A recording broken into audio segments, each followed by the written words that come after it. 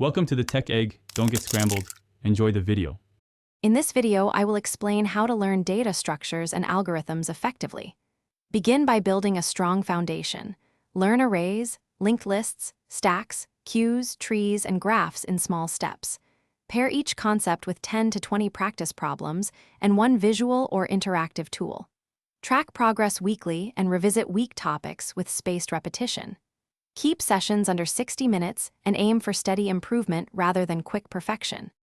Adopt study techniques that convert passive knowledge into usable skill by alternating learning modes and active practice. Read concise explanations, then code plain implementations from memory, and finally tackle graded problems. Use the Pomodoro method for focused 25 to 50-minute blocks and review mistakes immediately.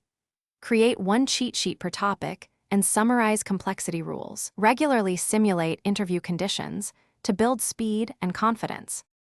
Design a practice strategy that balances breadth and depth by cycling through problem types and difficulty levels. Start each week with easy warm-ups, add medium problems for skill building, and include periodic hard challenges for stretch. Time box sessions and review solutions critically to understand trade-offs in time and space complexity. Keep a problem log with patterns and reusable snippets to accelerate future problem solving and recall.